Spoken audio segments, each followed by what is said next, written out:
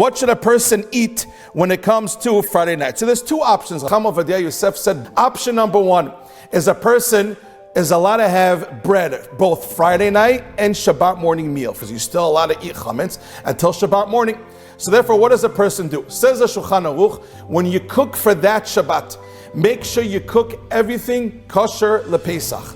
Everything has to be kosher lePesach, and everything should be put away before Shabbat. Don't use any utensils that are chametz. However, when it comes to the Friday night meal, says Chacham of Yosef, don't buy challah. What should you buy instead? Pita, because pita has less crumbs.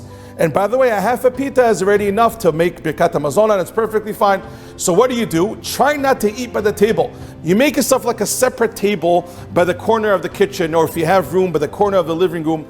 And as long as you can see the table that you're going to continue eating afterwards, the actual dishes, eat the pita in that small table. Not in the same table that you have everything kosher Pesach utensils already, because then you can get a chametz with the pita. You eat it by that small table in the room, and then make sure you right away brush everything off your clothing. Make sure you wash your hands so there's no more piurim, no more crumbs in your hands. Go back to your table and you're able to continue eating your regular chametz-free food. But Shabbat day, this year, if you're going to have pita in the morning, you have to make sure you pray netz. You have to make sure you pray by sunrise, because you don't have that much time. You have to finish eating everything, all chametz, 4 hours after alot hashachar sha'ot zmaniyot. Then you have 1 more hour to get rid of the chametz. But a person has to be careful. When you get up, finish eating the pita, make sure you brush everything off. You take the tablecloth that has all the crumbs. If you have chametz that's more than a kazait, which is basically like a quarter or a half a pita, crumble it up. Turn it into crumbs. Then you take those crumbs and then you have two options. Option number one is to flush it down the toilet. If you want to say the L'Shem Yichud, the prayer, you say outside the restroom. Option number two is in the shower.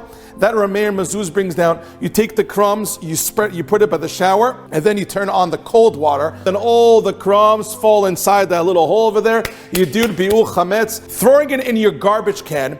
In America, usually it's not going to work because you own your garbage can. Chametz is still in your ba'alut. Chametz is still in your property, so it's not going to work. And even though each crumb is less than a kazait, comes option number two, and it's a much easier option. Option number two is like this, Rabotai. Listen carefully. You get rid of all your chametz Erev Shabbat this year. Burn all the chametz in our possessions before the 5th hour, like a regular Erev Pesach, way before chatzot. And then comes Shabbat, there is no chametz in the house. But what's the difference in option number one and option number two is that we're not going to be eating pita, but you got to have lechem mishnah. The answer is, Rabotai, you use matzah. Friday night, Shabbat day. Says Chacham Ovadia, before Shabbat starts, cook the matzah. How do you cook matzah? Well, let's say you make yourself regular chicken soup before Shabbat. You take a whole square matzah and you put it in.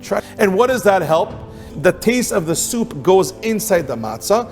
So even though it's matzah, it doesn't taste like matzah. Or fry it with eggs. You can fry it with eggs, put it in a frying pan, put tons of eggs and oil, and make sure it seeps into the matzah. It's a very, very big rule to make sure the oil and the chicken soup goes inside the matzah. It can't just be outside.